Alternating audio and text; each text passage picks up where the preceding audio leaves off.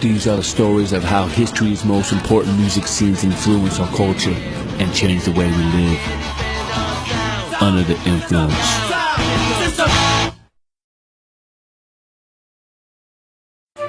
Back in 1655, the sun never set on the British Empire. That year, the British Navy kicked the Spanish out of Jamaica and claimed a large Caribbean island in the name of the mother country. England's colonies from Asia to Africa and throughout the Western Hemisphere helped make it one of the wealthiest, most influential empires the world has ever seen. The 19th century saw England's Industrial Revolution blossom. The rich got richer, and the way the working class works changed forever. For it is the empire, which includes 1/4 of all the land and of all the peoples of the world, that gives to Britain its position as a first-class power. Then came the wars.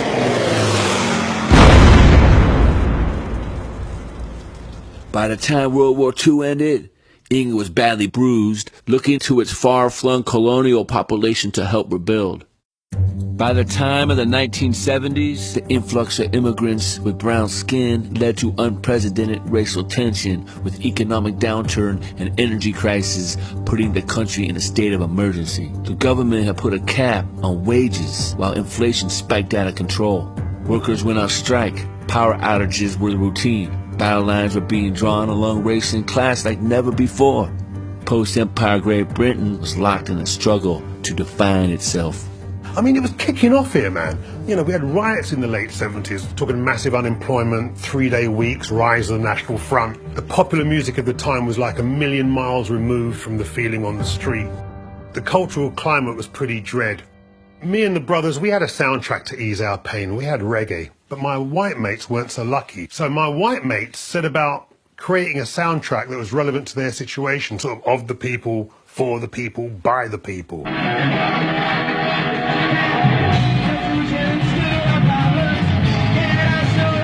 London was the centre of the punk rock universe. The Roxy turned out to be the very first live punk rock venue in the UK. It was so early in the whole punk rock scene that there weren't any UK punk records to play. So what am I going to do? I'm going to play something I like. So I'm playing hardcore dub reggae. And this all really came out of the fact that all these white kids grew up with black people living next door.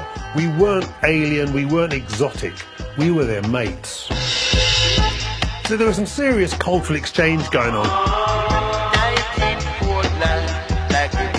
Man, when Two-Tone broke, it hit big time. It had that magic combination of danceable music with style and attitude.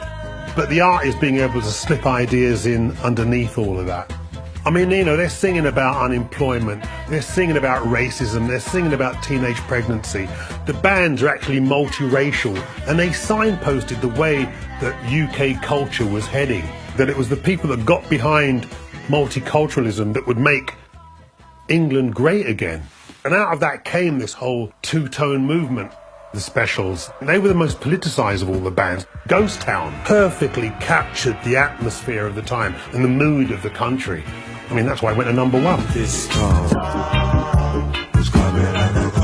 If England was a 45 RPM record, Coventry would be the hole in the middle. It was an industrial city. Coventry was the Detroit of England. A lot of car factories, a lot of industry, a large immigrant population.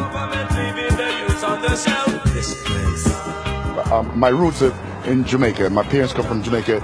My father moved to Coventry because of work, to rebuild England after the last World War, you know? Just before I left Jamaica, the big song was like sort of ska, ska, ska. And it's dance like that, Jamaica, ska. Pick it up, you know, it's old. And as a little kid, you know? I got the music bug, you know? And it was through ska. Obviously, two-tone, black and white. It's a melting pot. You got the reggae ska side, you got the punk side, which is more aggressive, and you pull all those people together. It was a perfect marriage.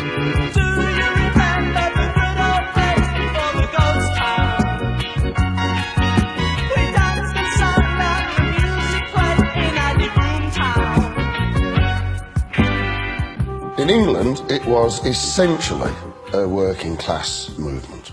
In the Midlands, where most of two-tone started, there was an interesting industrial integration. If you're working on a factory track next to somebody, it don't really matter what colour he is. After 5 or 6 years, you get the idea that you've got way more in common than your differences.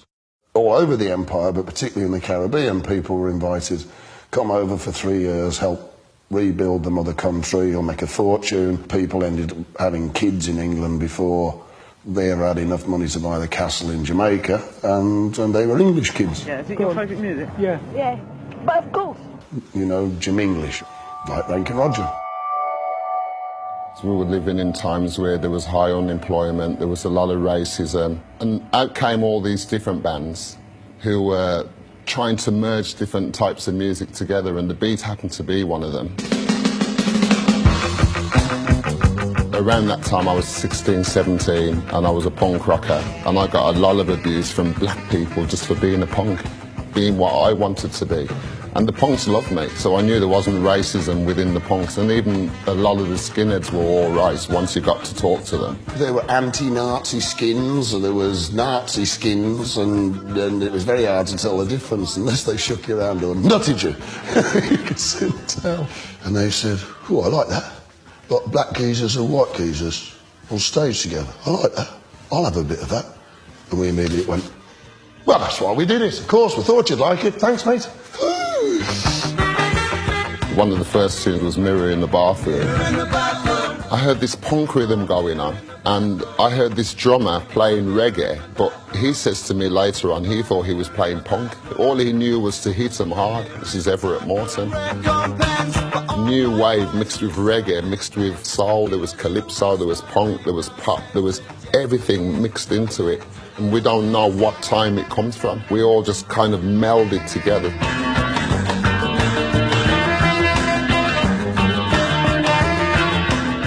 There were not that many mixed race women that you would find either in the media, on television, on radio. People were very surprised, I think, to find black people and white people being in the same band and making music together, and that was the whole point. At the end of Britain's industrial age, Orgreave was a confrontation from the Middle Ages. Margaret Thatcher had just come to power, so we had a Conservative government in power. There was a lot of youth unemployment around. There were also laws on the streets called anti-sus laws, which meant that if you were black and you were young, you could be picked up and interrogated for no real reason at all other than you just happened to be hanging around. The Specials and Gangsters went top 10, and then they brought, I think it was Madness out next, and that went top 10. Then the Selector, that went top 10. And that's when we came along and opened up for the Selector. We were the 4th release on Two-Tone. That went top 10. Within 9 months of the band forming, we were already on top of the pops. By the time we got to New York, it was as though we'd set up this mobile sociology class that just had music in the back to listen to while you discussed race relations. In order to be anything in the late 70s, early 80s, you had to actually be saying something. We came out with a song called Stand Down Margaret, which all the women at Green and Common at the time, I mean, I remember hearing them on the news singing Stand Down Margaret, which was our song, and the miners who were on strike. That was ground roots working class music. Stand down, Margaret. I thought we'd bring out Stand Down Margaret and it would cause such an uproar. She'd go, you know, you're right. You've called me on it. Sorry, I'm out. No. Ended up being the longest serving Prime Minister in British history, and all my fault. The spotlight was intense. Specials keyboardist and two-tone founder Jerry Dammers, the mastermind of the whole movement, began to doubt the whole thing. In New York, when a limo showed up to take the Specials to their Saturday Night Live performance, Dammers refused, arriving at Rockefeller Center in the equipment van, not a limo. A sign of things to come. Within a few short years, most two-tone bands had broke up or moved on. But two-tone as an idea survived. The message, the music, and the style were here to stay.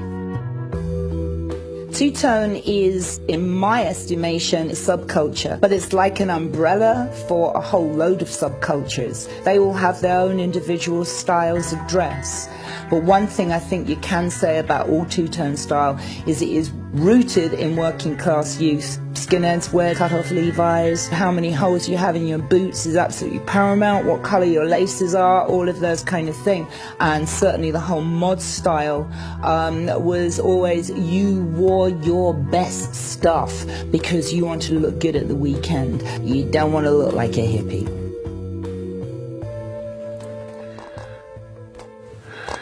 I sort of deliberately drew the fists quite big because it sort of symbolised the aggression. We have here the actual artwork that I did all those years ago. Yeah, that's the original artwork that I drew. That was to become the 7-inch single bag and also the 12-inch. He was christened Walt Jabsco. And check this out. Two-Tone founder Jerry Dammers modeled the actual Two-Tone guy after the image of Peter Tosh during Peter Tosh's Rude Boy era. Look closely, that's Peter Tosh. I was getting emails from Mexico and Singapore to say, you know, when are you going to show all this artwork? I thought, where is this artwork? You know, a lot of it was either lying under my bed or in my mum's shed. Got it all together and we had a great exhibition. I met up with a Chinese delegation that had come over, spoke to some mayor from some water city in China. He said, you have a Ska event? And I said, yes, that's right. How do you know about that? He said, oh, Ska is very big in China. And so I said, really? And that's how it spreads throughout the world. This sleeve summed it all up. When the movie Dance Craze played our local cinema in the East Bay, Northern California, I remember seeing it with my crew, and we were so overwhelmed by the music that we started dancing right there in front of the screen. Who the hell does that? In 1987, Berkeley, California opened up a punk rock club run by the punks for the punks called Gilmer Street.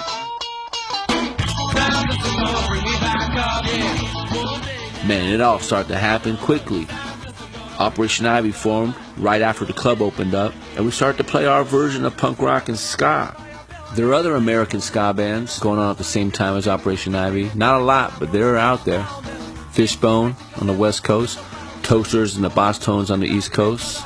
We didn't know it at the time, but we'd become known as members of the third wave of ska.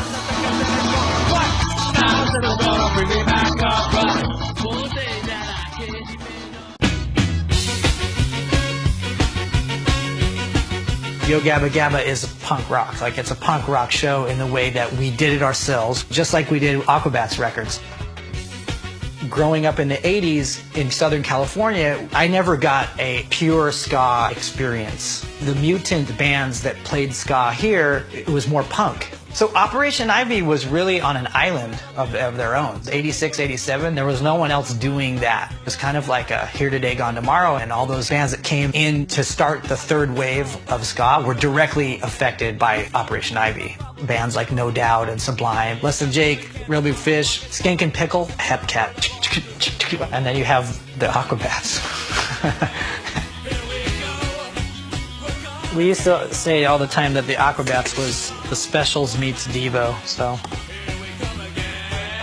You had a lot of bands in Southern California, you know, heavy Latino, Vietnamese, and Chinese, like this big melting pot, whereas punk seemed like it was a white kid thing. And then rap became, you know, that black kids thing. Ska, it really said whoever, just come on in. When we first started the Aquabats, we didn't take ourselves super seriously in a scene that wasn't taking itself seriously. We pushed even further into the ridiculousness of it. This is an old Aquabat shirt right here, this pink one. The ska sound, for a second, everyone thought was going to be the next big thing. And No Doubt broke. And so all the record companies went out and started picking up all the bands that were playing ska. Because Orange County ska was like, okay, this is it. And you even had bands that were totally punk, and they just switched to ska. And they wore like suspenders and suits and stuff just to get signed. When it really came down to it, the mainstream is not going to accept ska. It was never going to happen. Hello, everybody. I think it's time for the Super Music Friend Show. I wanted to shift gears a little bit, and I was watching TV with my daughter. Some of these shows that are like, what? Why does kids' TV have to be so lame? And that's where Yo Gabba Gabba was born. We won an Emmy for Best Stunts in a kids' show. And then that's next to the BAFTA here. So I started playing music for my kids, and the stuff that they really liked was ska. Kids were bouncing around to it. Those upbeats means it's okay, have fun. And we've been able to put a lot of ska on Yo Gabba. We had the Agra lights on, we've had Hepcat on, the Aquabats, of course. And, you know, a couple of the characters on Gabba were Aquabats monsters that we'd fight on stage. This is where we keep the battle tram. This is the Aquabats battle vehicle. Dun dun dun! This is a monster we built for Aquabats. My son designed this monster. This is about as ska as it gets right here. Pick it up, pick it up.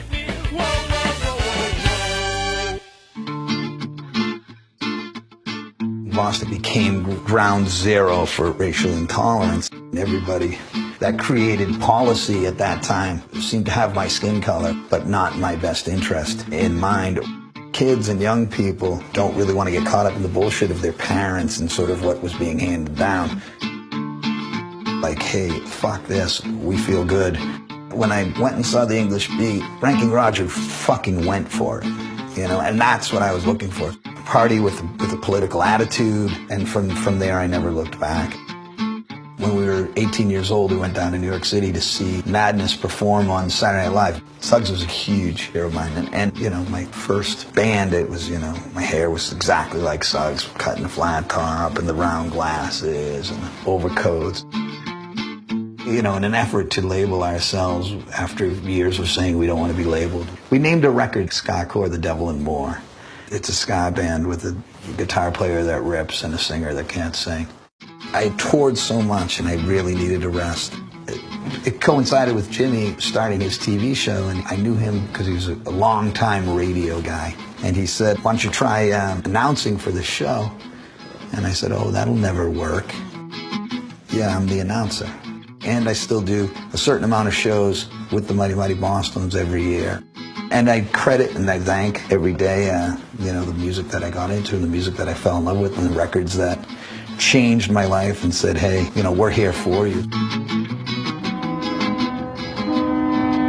In the realm of pop music, the third wave did crash, but the classic mix of Jamaican dance music and punk, now known throughout the world as ska, spread throughout the empire of popular culture, evolving uniquely in each place and time.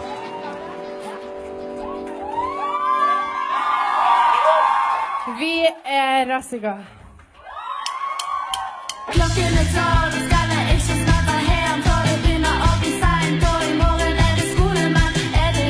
The nerds, the freaks, and the weirdos. When we were 15, yeah, we decided to start a band.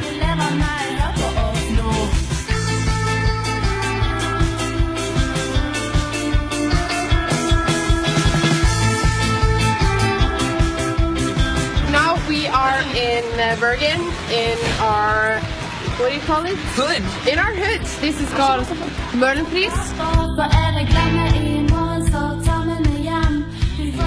I think when we discovered two-tone, that culture represented like toughness that I think we really related to.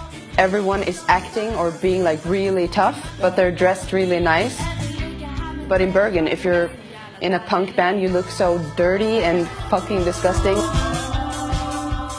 Everything about the culture is really appealing to us. The clothes, the music, the good vibes.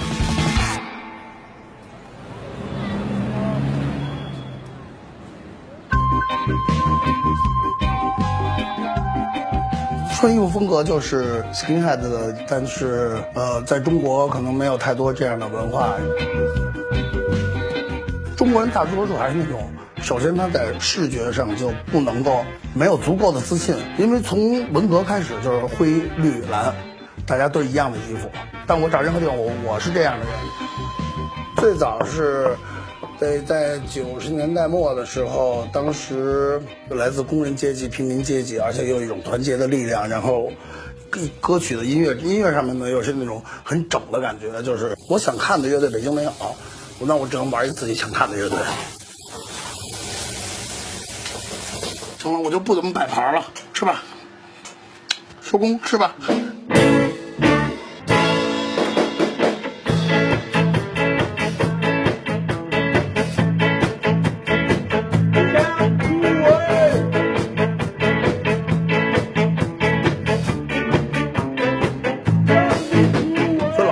就是真的是好多乐队是从这儿演出走起来的，包括我们，包括很多后来的乐队。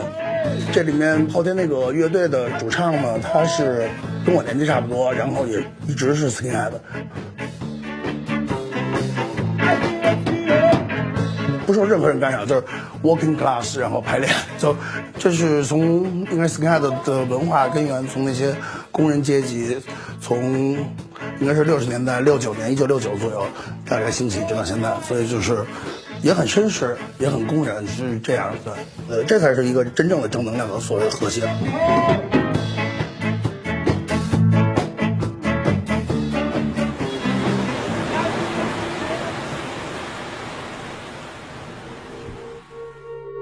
I remember someone had a specials record and we would play the shit out of it. That song Ghost Town to me was the epitome of like how I felt at that time period, you know. So Sublime was like in that scene too, in a sense, because they were playing ska too, you know. They had a ska band before that, Sloppy Seconds.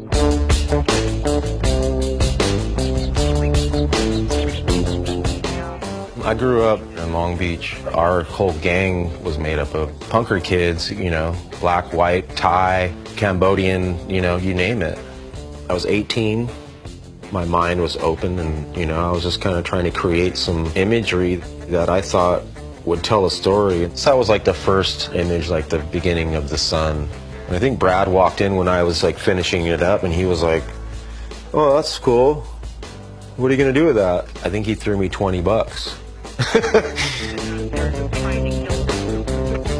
People still call me to this day from New York, Canada, Japan, all over. They're like, hey, I'm going to be in Cali, I want to get a Sublime Sun. I didn't think that I'd still be tattooing it. I used to think these people don't deserve it, but I thought about it a lot and I was like, it means more, you know, to them than I know. I have to give it, you know?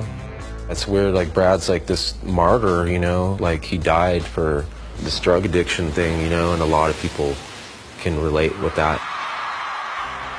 They were recording the self-titled album. I think that was like close to the last time I saw him. When I was done taking the picture and I was like happy, that's the glorious moment of tattooing.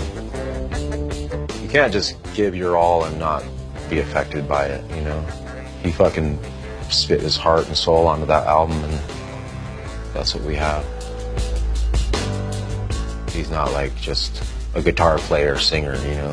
He had like a musical vision.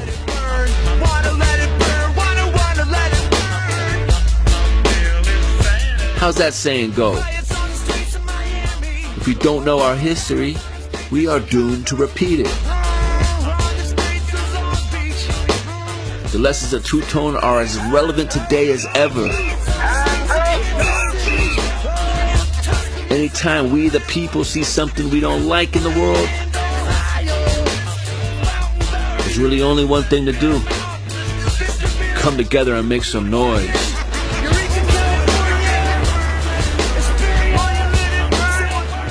You bring in your own influences to it. I was influenced by Alp Ivy, Rancid, and the Specials, and a bunch of other bands.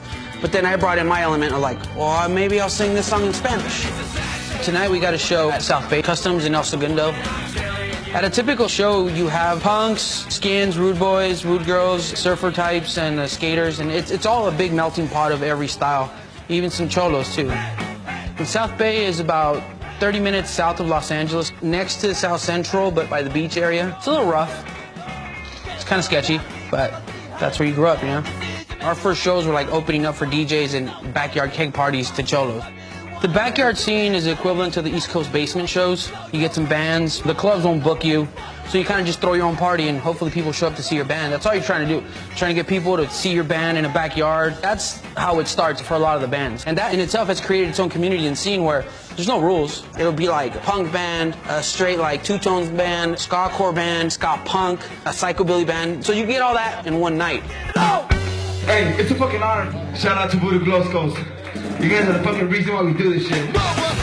Tonight we got a show with the Voodoo Glow Skulls, which are the first Latino ska punk or whatever. I mean, they were like 88, and I saw them climb. They were on the radio, and these dudes are from like the hood. They're from Riverside. Like, that can happen. They're definitely the beginning of that era for a lot of us.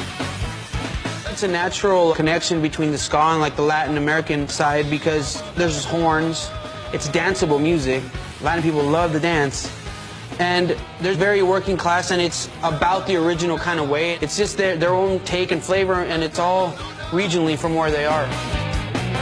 There's a huge scene in Mexico, big bands in their own right that just have a completely different take on two-tone. Maldita Vecindad. The shows are amazing. 8,000 plus people there just dancing.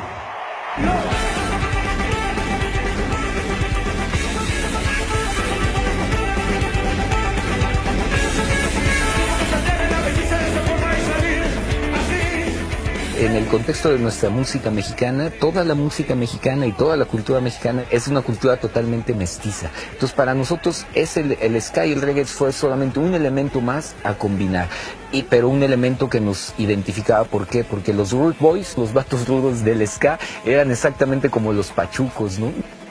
Pachuquismo y two-tone nos dan como resultado a la mera maldita vecindad.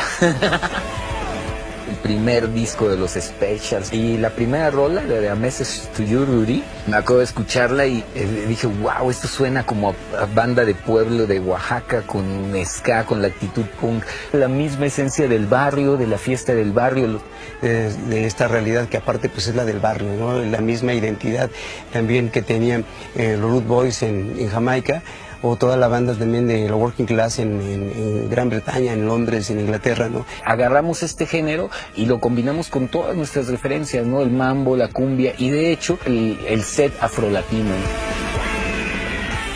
Vamos a hablar de todo lo que nos duele, de todo lo tremendo y duro que es la situación de vivir en México siendo joven, pero lo vamos a hacer con alegría, ¿no? Lo vamos a hacer para bailar, ¿no? Lo vamos a hacer para hacer la catarsis de la alegría, ¿no? Con un elemento festivo. Muchas gracias, maldita vecindad en la casa. Gracias. Latin America, like the Caribbean, has its own colonial legacy and storied history of resistance and revolution. Long referred to as the Third World, countries like Chile are no strangers to social upheaval, dictatorship, and outside influence of global superpowers. You see, these days, the empire has a different name, but the struggle is the same. This new generation was not born during dictatorship. They're not afraid, so they are very radical in their vision. Take a great artist like Anna Tishu, she's telling her own people's story in her own language.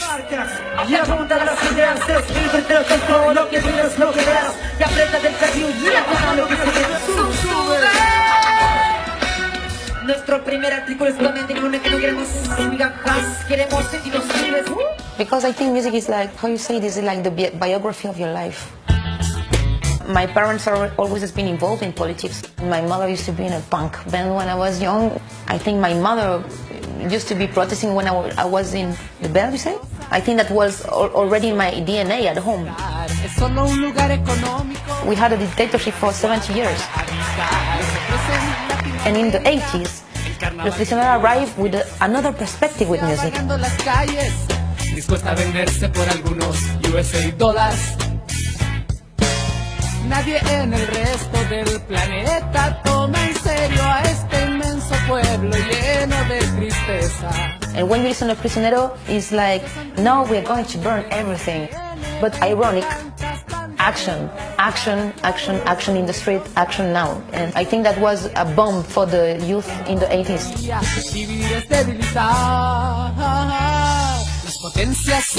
I love when I see an artist that is honest and not trying to be kind or nice. But I love the specials. For me, it was so hip hop, like a mixture between England, Jamaica, orgasm in my ear. I was like, ah, they're fucking amazing. I love that band. If you think about the specials, if you think about Public Enemy, if you think about NWA, is a response of a very specific moment of crisis, political, social, or economic, when the rage becomes songs, basically. And that's a magic moment.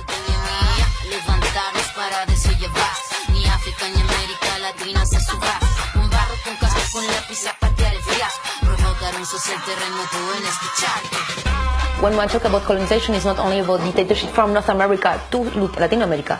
I'm talking about also colonization in Africa.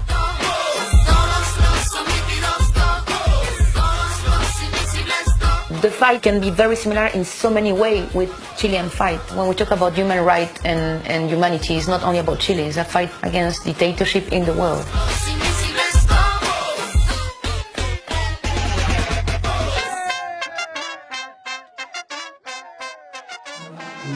As artists, we got that mission, always to be very aware to not become a logotype of our own fighting. It's just about to see what happened in your neighborhood, in your community.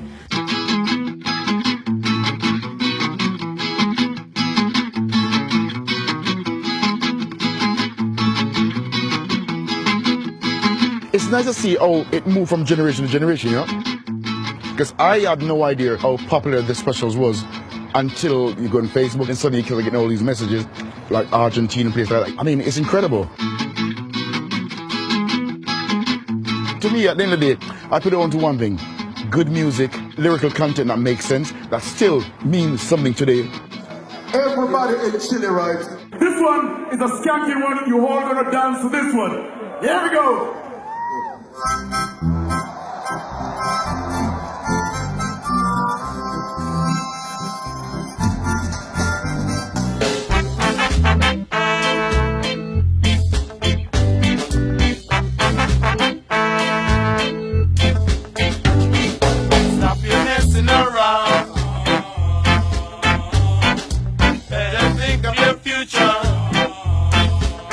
I consider that two-tone is an ongoing conversation with the population of the world, because if they don't wake up to the fact that multiculturalism is the future, and the only way you're going to get rid of racism is through miscegenation, black people and white people doing what they should be doing with each other, which is making people who look like me.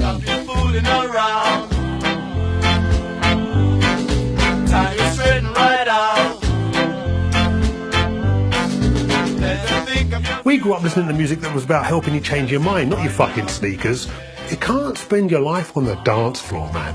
Eventually the music's going to stop and you're going to have to go out and face reality. Once you say, okay, I don't want to be on MTV, don't want to be on a red carpet, then the world's a really exciting place again.